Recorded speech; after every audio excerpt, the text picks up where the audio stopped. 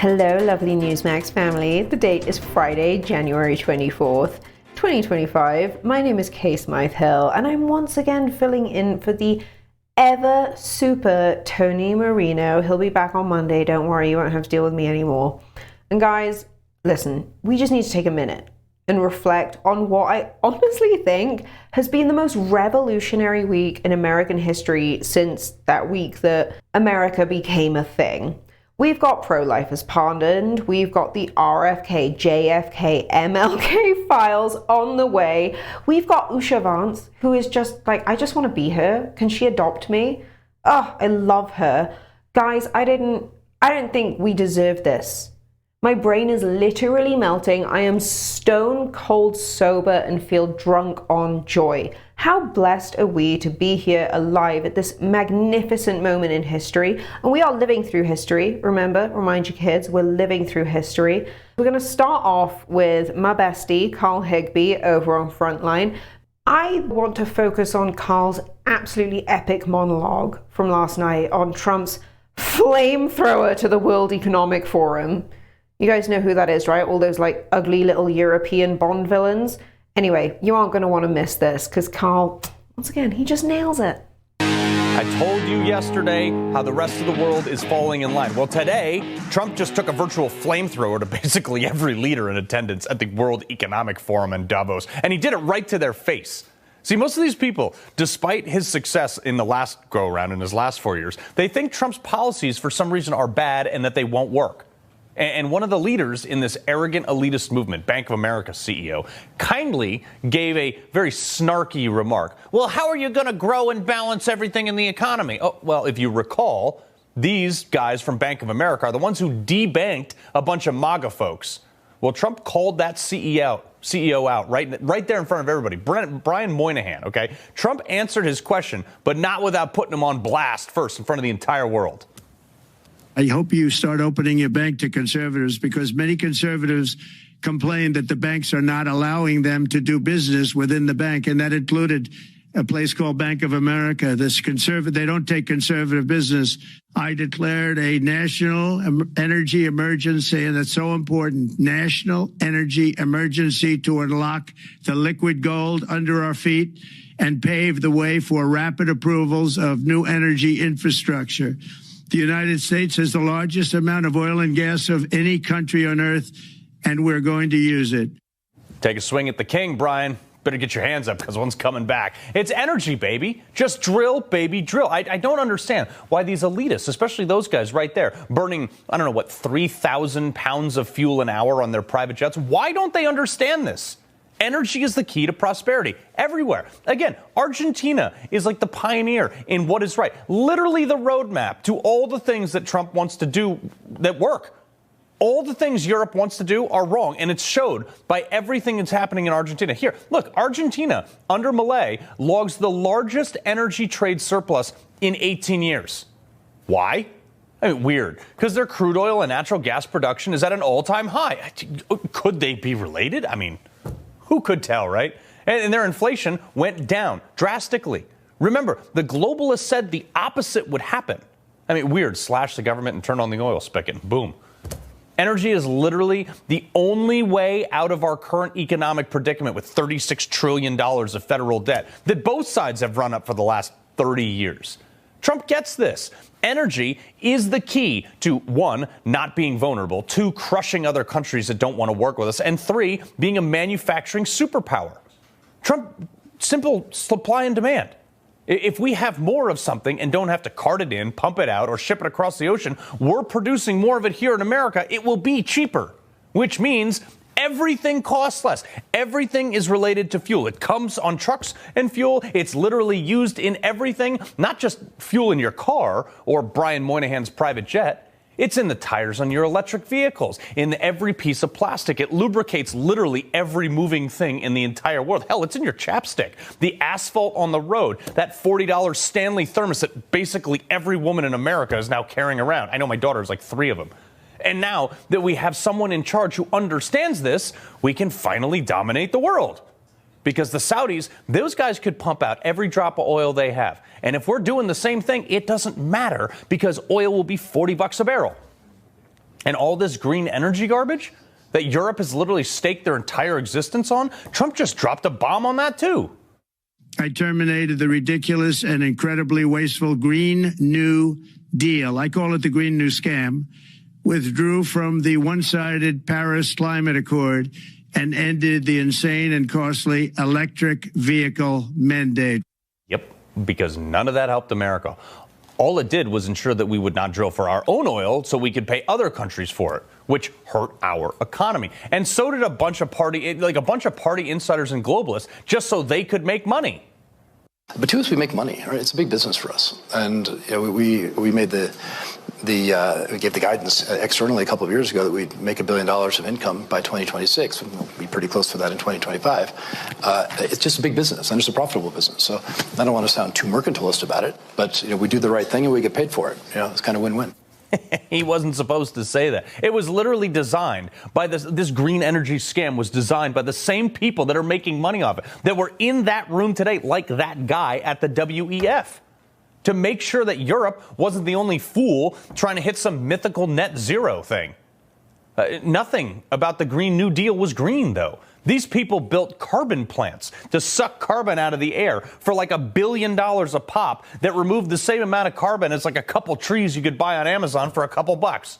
These solar panels, minerals from China, largely produced in China, charging batteries that have lithium mined by China in things that look like this, that were then pumped into toxic evaporation tanks like that, extracted from third world countries with child slave labor, with dump trucks burning thousands of gallons of diesel a day, with absolutely no environmental standards, slapped on cargo ships that run on oil, sent to factories powered by coal, so you can feel good about not having a tailpipe on your car. That sounds pretty stupid, doesn't it? Yeah, no, the World Economic Forum is officially the ugly, fat lib sister that no one wants to invite over for the holidays because she's like allergic to fun.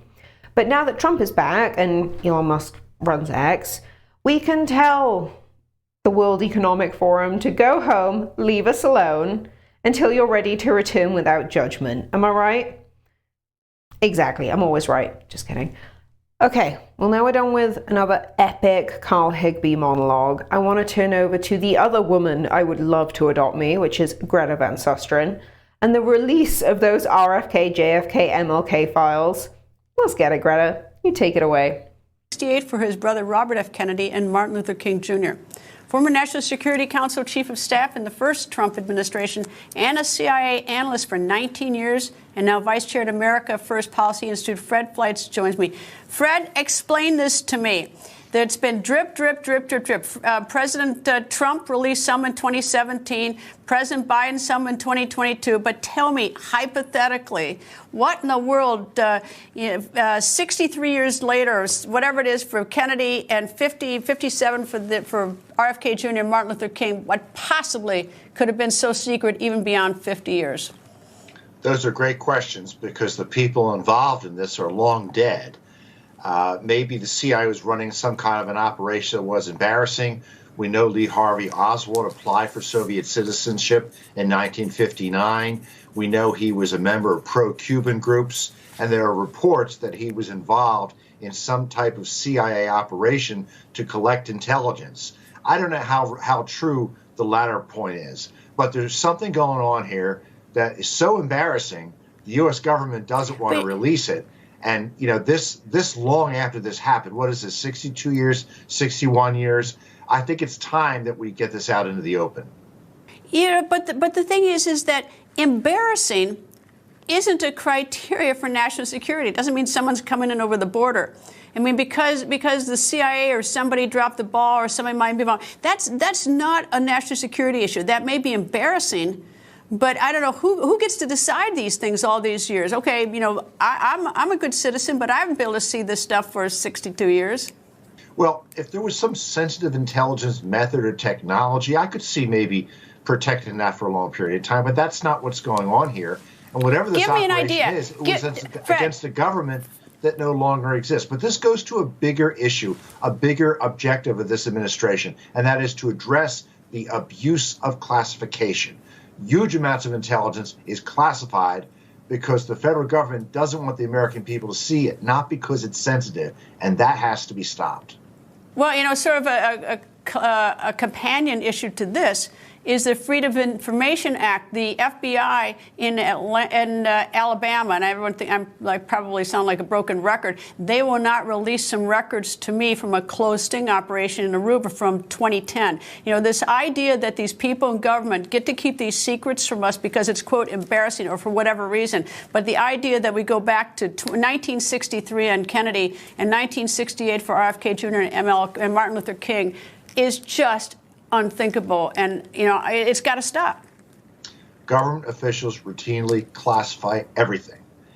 For example, there are documents concerning the Biden administration's negotiations with North Korea on their nuclear program that reveal things that the North Koreans said in the 1990s that I tried to get a hold of when I worked for the State Department, but I couldn't get a hold of them because they were classified and controlled by the Clinton Presidential Library. The Bush administration couldn't pry them out of the government, even though they're in control of the government. So there's something wrong here, Greta.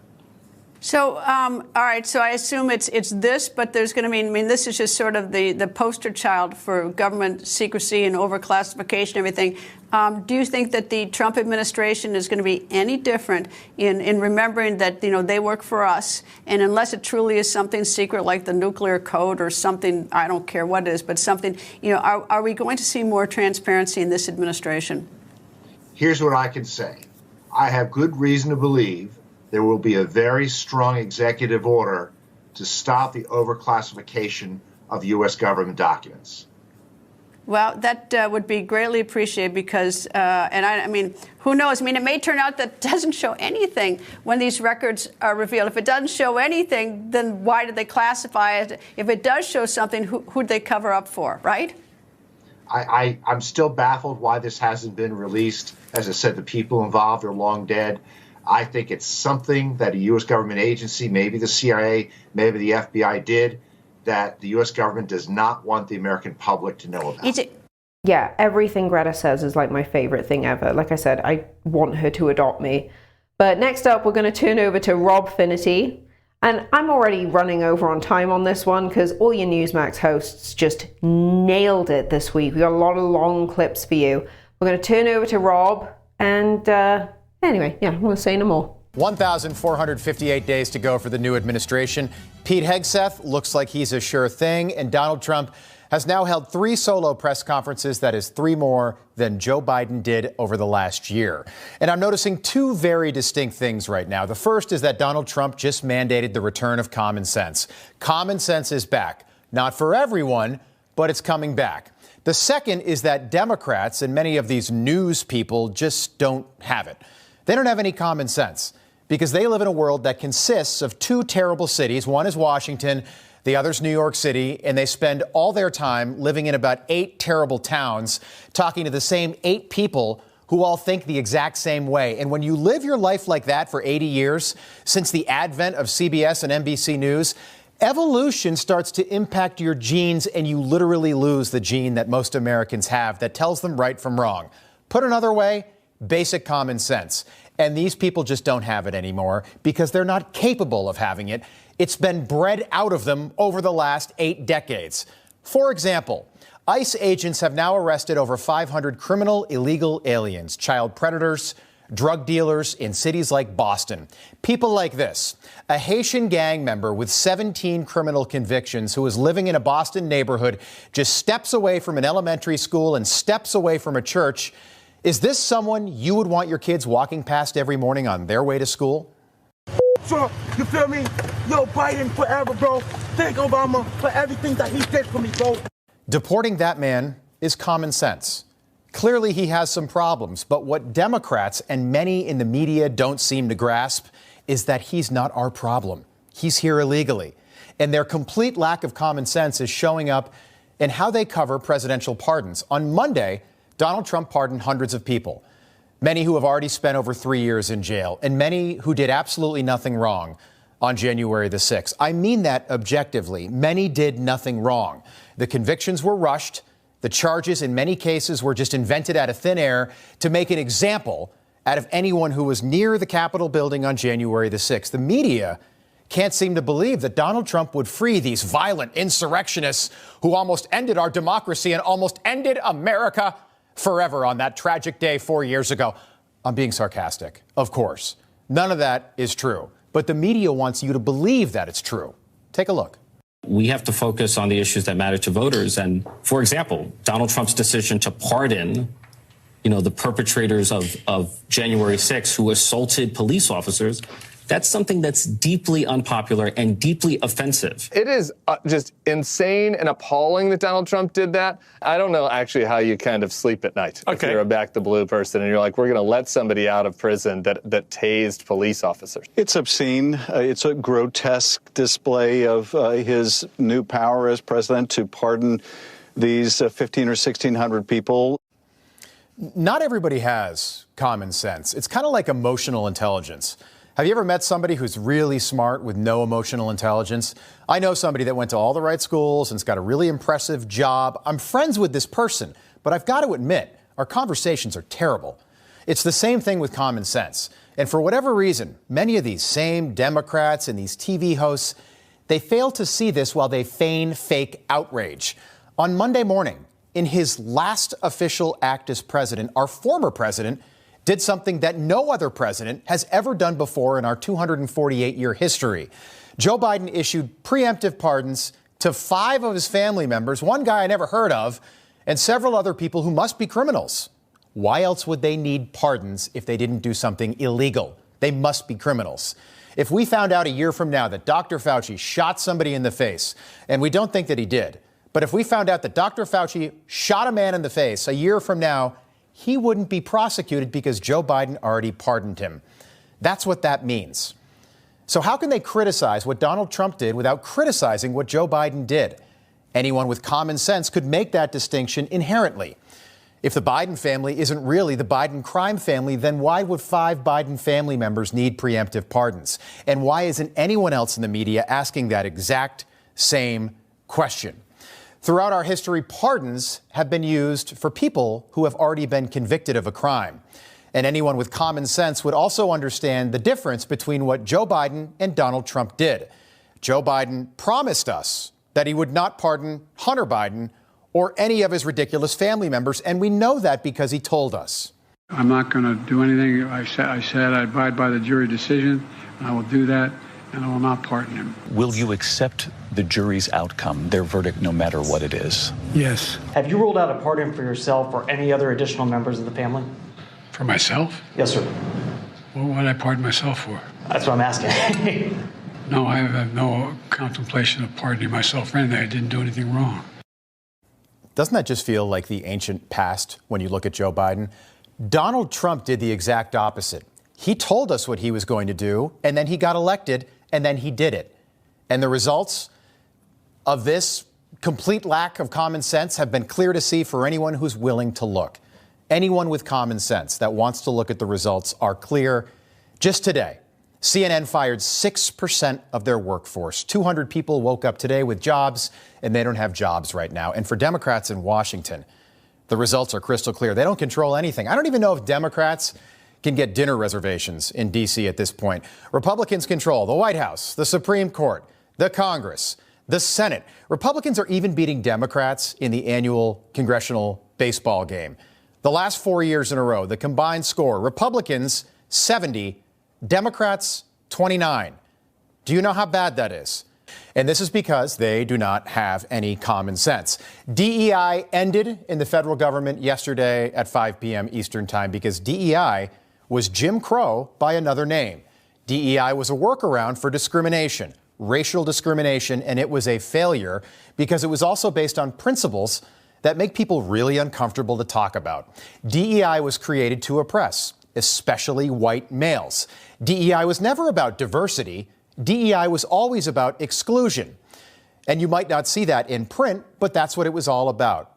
And it's against the law, it's unconstitutional, and it is racial discrimination disguised by 3 little letters, DEI. Okay, and now for our final clip tonight from Rob Schmitt and his fantastic hair. I mean, truly that man has amazing hair.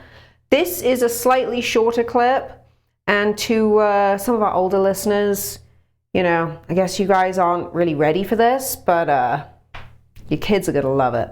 Former Congressman Ken Buck says Trump's executive order to pause the TikTok ban for 90 days to make a deal was the wrong idea. And he has an op-ed on Newsmax.com that says as much, and he joins us now. Sir, it's good to have you back on. You say the Chinese are using this app to spy, which has always been the concern about TikTok, and they should be given no refuge by this kind of delay of this ban. Give us your position. Well, President Trump, in his last term in office, was opposed to TikTok operating in this country. I think his instincts were absolutely right in that situation. He's giving them a lifeline to try to give them time to sell the company. I don't think they should have that lifeline. I think they should have to sell the company in the next week or two if they plan on continuing to operate. But having our sensitive data stored in China is going to put us at risk in the event of a cyber war or some other conflict with China. How serious is that risk? I mean, when I think about TikTok, I just think about dumb videos and kids playing on a phone. You know, I mean, how much information do they really have from TikTok that they don't have from the millions of other things that they produce that we use? Well, they hack into millions of databases in this country, and so I think they get all kinds of information from what they are doing illegally around the world. But the fact is that they get additional information from TikTok. They get dates of birth. They get bank account numbers. They get all kinds of credit card information. They get information that they could use in a nefarious way if there was a conflict. And, you know, Facebook doesn't get to operate in China. Google doesn't get to operate in China. X doesn't get to operate in China. Why are we allowing the Chinese government to control a company and operate in our country when we can't operate in theirs? I think it's a perfect issue for President Trump to focus on at this time when he is, more than any other president I know, he's aware of the threat that China poses to us. Like you said, he started the fight. And I suspect that he's more than aware of the threat because he's the one that made us all realize the threat. So I feel like there's a good chance that he's going to come up with something that's going to satisfy those concerns about security and also potentially make a really good deal here. We'll see what happens. Ken Buck, good to see you, sir. Thank you. All right, fam. My name is Kay Smythe Hill. I think that's the public-facing name we're settling on anyway. I'm Kay Hill at home, but you don't care about that. The date is January 24th, 2025. We are living in the most epic cultural revolution, America. This is the Newsmax Daily Podcast. I'm so excited to share this moment in history with you. Thank you. God bless you all. Tony will be back on Monday. Lots of love. News breaks every minute, every day. You need the app, the Newsmax app. Find it free on your smartphone store. Then watch us anytime, anywhere. Information. Truth. Is freedom. Is Newsmax. It's real news for real people.